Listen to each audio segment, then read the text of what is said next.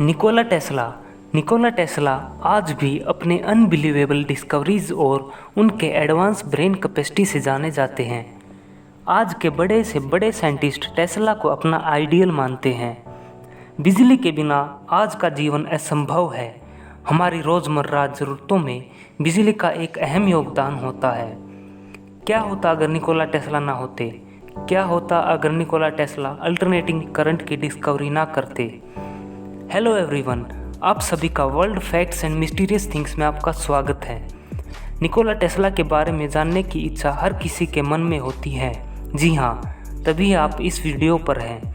आज इस वीडियो में निकोला टेस्ला के बारे में कुछ अनसुने किस्सों और निकोला टेस्ला के स्ट्रगल भरी ज़िंदगी के बारे में बात करने वाले हैं।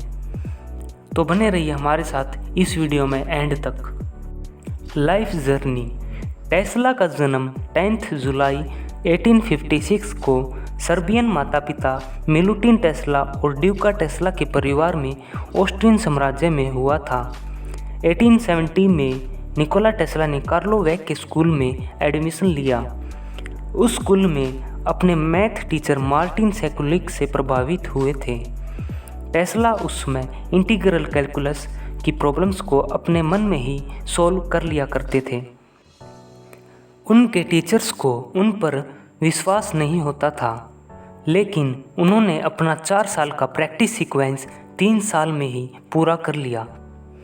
1875 में उन्होंने ऑस्ट्रियन पॉलिटेक्निक में एडमिशन लिया और अपने फर्स्ट ईयर में उन्होंने सभी क्लासेस अटेंड की थी। 9 एग्ज़ाम पास किए और सभी में सर्वोत्तम संभव गुण प्राप्त किए। 1881 में उन्होंने बुडा पोस्ट में एक telegraph company बुडा post telephone exchange में चीफ इलेक्ट्रिकल इंजीनियर के पद पर नौकरी की थी। इस पद पर उन्होंने सेंट्रल कम्युनिकेशन इक्विपमेंट में अनेक सुधार किए और टेलीफोन एम्पलीफायर को नए रूप से बनाया, लेकिन उन्होंने इस पर पेटेंट आवेदन नहीं किया। उनके बारे में कहा जाता है कि वह व्यक्ति जिसने धरती को रोशनी से सजाया। टेस्ला की प्रसिद्धि उनके मॉडर्न अल्टरनेटिंग करंट और पावर सप्लाई सिस्टम के फील्ड में दिए गए फिनोमिनल कंट्रीब्यूशन के कारण है। टेस्ला के डिफरेंट पेटेंट और थ्योरेटिकल वर्क वायरलेस कम्युनिकेशंस और रेडियो के विकास का आधार साबित हुए हैं।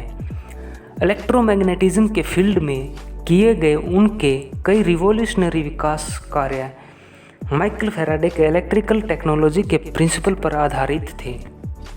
निकोला टेस्ला का थॉमस एल्वा एडिसन के आविष्कारों में बहुत बड़ा योगदान रहा है। टेस्ला का जन्म 10 जुलाई 1856 को ऑस्ट्रियन स्टेट में हुआ था। बाद में उन्होंने अमेरिका की नागरिकता ग्रहण कर ली थी। ईयर 1882 में निकोला टेस्ला ने थॉमस एल्वा एडिसन की company continental Edison company France में नौकरी करने लगे और इलेक्ट्रिकल एप्लीकेशंस में डिज़ाइन में सुधार करने लगे। टेस्ला को अमेरिका के महान साइंटिस्ट थॉमस एल्वा एडिसन के साथ काम करने का मौका मिला। इस बीच उन्होंने कुछ अलग प्रकार के डायनामो विकसित किए। उन्होंने एडिसन की कंपनी को नई ऊंचाइयों पर पहुंचाया, लेकिन शीघ्र ही दोनों में विवाद हो गया, जो बड़े पैमाने पर पावर डिस्ट्रीब्यूशन सिस्टम को लेकर था। टेस्ला ने एडिसन के सामने उनकी मोटर और जनरेटर का ज़्यादा प्रभावी बनाने का ऑफर रखा था। थॉमस एल्वा एडिसन ने टेस्ला से कहा कि यदि वह इस कार्य में सफल हो जाते हैं तो उसे $50,000 मिलेंगे। टेस्ला ने अपना काम शुरू कर दिया। कुछ दिनों बाद टेस्ला ने ऐसा कर दिखाया। उसके बाद टेस्ला थॉमस एल्वा एडिसन के पास गए और एडिसन से टेस्ला ने अपने $50,000 मांगे, लेकिन एडिसन अपने वादे से मुकर गए। एडिसन ने अपने वादे को अमेरिकन ह्यूमर कहकर टेस्ला का मजाक उड़ाया। उसके बाद गुस्से में टेस्ला ने एडिसन की इस हरकत के बाद एडिसन की साथ छोड़ दिया। एडिसन की कंपनी छोड़ने के बाद उन्होंने अपनी खुद की company Tesla electrical light and manufacturing की एस्टेब्लिशमेंट की। इस कंपनी में उन्होंने डायनमो इलेक्ट्रिक मशीन कम्यूटेटर का डिज़ाइन बनाया। यह उनका अमेरिका में पहला पेटेंट था। टेस्ला की मोस्ट इम्पोर्टेंट डिस्कवरीज में से पहली टॉप 5 डिस्कवरीज की बात करें तो पहले नंबर पर आता है AC current, second Tesla waves, third बिजली से चलने वाली मोटर जिस पर बिजली की हर चीज़ आधारित है, fourth wireless communications, fifth robotics remote control radar. अब मैं आपको बताता हूँ टेस्ला और एडिसन से जुड़ी कुछ बातें जो शायद आपने इससे पहले नहीं सुनी होगी। टेस्ला की उपलब्धियां एडिसन से कम नहीं थी, लेकिन टेस्ला जैसे शांत रहने वाले व्यक्ति में वो चुंबकीय आकर्षण नहीं था जो एडिसन में था। मतलब टेस्ला विज्ञान को समझते थे पर सामाजिक व्यवहार को नहीं, इसलिए वो कभी भी उस कीर्ति को प्राप्त नहीं कर पाए जो एडिसन को मिली। एडिसन से उसकी दुश्मनी पूरे विज्ञान जगत में चर्चा का विषय थी। हालांकि उन्होंने एडिसन के लिए काम भी किया। वो दौर था एडिसन के डायरेक्ट करंट का टेस्ला के अल्टरनेटिंग करंट से लड़ाई का। एडिसन ने एसी करंट का डर पैदा करने के लिए हर संसाधन का इस्तेमाल किया, यहाँ तक कि एक हाथी को जनता के सामने करंट से मारकर अल्टरनेटिंग करंट की डिस्ट्रक्टिव फोर्स से डराया। लेकिन हर घर में बिजली सिर्फ अल्टरनेटिंग करंट से ही पहुंच सकती थी और आखिरकार टेस्ला की जीत हुई। उस समय अमेरिका में एडिसन की खोज की गई डीसी पावर से ही हर घर में बिजली पहुंचती थी। डीसी यानी कि डायरेक्ट करंट, एक ऐसा इलेक्ट्रिक करंट जो एक ही डायरेक्शन में बहता है, जैसे कि इलेक्ट्रिकल सेल में बनने वाली करंट होती है। टेस्ला ने डीसी करंट की कमियों की ओर लोगों का ध्यान आकर्षित किया और एसी पावर डिस्ट्रीब्यूशन सिस्टम लागू करने की बात कही। एसी करंट यानी कि अल्टरनेटिंग करंट लगातार अपनी दिशा बदलती रहती है। एसी करंट की कैरेक्टरिस्टिक होती है कि इसका वोल्टेज ट्रांसफार्मर द्वारा बढ़ाकर काफ़ी दूर तक भेजा जा सकता है, जबकि डीसी में ऐसा संभव नहीं है। साथ ही एसी से चलने वाली मोटर और दूसरे उपकरणों में डीसी की अपेक्षा कम बिजली खर्च होती है। चूँकि उस समय तक डीसी सिस्टम काफ़ी बड़े पैमाने पर लागू था और एडिसन कंपनी डीसी उपकरणों को ही बना रही थी, इसीलिए एडिसन ने इस नए सिस्टम का विरोध किया। नतीजे में टेस्ला ने उसकी कंपनी को अलविदा कह दिया और उद्योगपति जॉर्ज वेस्टिंगहाउस के साथ मिलकर नई कंपनी की बुनियाद डाली, जिसने एसी करंट की उपयोगिता को दुनिया के सामने रखा। टेस्ला ने साइक्लिक मैग्नेटिक फील्ड के सिद्धांत की खोज की।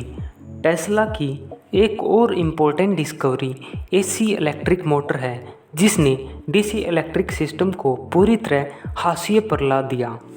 उन्होंने नियागारा वाटरफॉल्स पर पहला वाटर इलेक्ट्रिकल पावर स्टेशन बनाया था, जिसके बाद न केवल अमेरिका बल्कि पूरी दुनिया में ऐसी पावर डिस्ट्रीब्यूशन सिस्टम को स्वीकार कर लिया गया।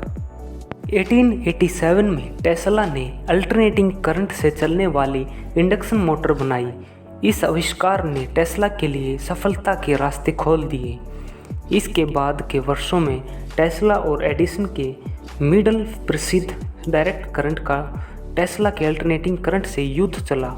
फाइनली इसमें टेस्ला के एसी करंट की जीत हुई, क्योंकि यह तरीका लंबी दूरी तक इलेक्ट्रिसिटी को पहुंचाने में सक्षम था। माना जाता है कि निकोला टेस्ला ने 1895 से 1896 में एक्सरे की खोज कर ली थी। मार्कोनी को रेडियो का इन्वेंटर माना जाता है, लेकिन यह फैक्ट है कि इस आविष्कार में टेस्ला का भी योगदान कम नहीं है। टेस्ला ने वह सिद्धांत दिया कि एटमॉस्फेयर के बाहर आयनोस्फेयर से होकर रेडियो वेव पूरी दुनिया में भेजी जा सकती है। उन्होंने रेडियो में यूज़ होने वाली टेस्ला रोड का भी आविष्कार किया और रेडियो के असली इन्वेंटर को लेकर मार्कोनी के साथ काफ़ी लंबा मुकदमा भी चला। टेस्ला ने वायरलेस पावर सप्लाई का विचार दिया, जो बाद में लेज़र रेज का आधार बना। अपने एक प्रेजेंटेशन में निकोला टेस्ला ने लाखों वोल्ट की आकाशीय बिजली बनाकर सबको दंग कर दिया था। एक बार उन्होंने अपने डिवाइस टेस्ला स्कोप पर अननोन सिग्नल रिकॉर्ड किए, जो कि टेस्ला के अनुसार किसी दूसरे ग्रह से भेजे जा रहे थे। 1899 और 1900 के मिडल में कोलोराडो वाटरफॉल में एक एक्सपेरिमेंट के दौरान उन्होंने आर्टिफिशियल लाइटनिंग का निर्माण कर सबको चकित कर दिया था। निकोला टेस्ला ने अपने जीवन काल में 300 पेटेंट प्राप्त किए। ये उस समय अपने आप में बहुत बड़ी उपलब्धि थी। इसके अलावा टेस्ला के द्वारा किए गए ऐसे कई इन्वेंशन हैं जिन्हें उन्होंने पेटेंट नहीं करवाया। टेस्ला हर दिन सुबह 9 बजे से लेकर शाम के 6 बजे तक काम करते थे और ठीक 8 बजे रात का भोजन करते थे। उसके बाद में सुबह के 3 बजे तक फिर से काम पर जुट जाते थे। व्यायाम के लिए टेस्ला रोज़ाना 8 से 10 मील पैदल चलते थे। अपने जीवन के अंतिम दिनों में वे पूर्णतः शाकाहारी हो गए थे और भोजन में दूध, ब्रेड, शहद, सब्जियों का रस लिया करते थे। टेस्ला का दावा है कि उन्हें 2 घंटे की नींद पर्याप्त है, लेकिन वे अपने कार्य के मध्य में झपकियां भी लिया करते थे। टेस्ला ने बहुत किताबों का अध्ययन किया था और माना जाता है कि उनमें अमेजिंग मेमोरी थी।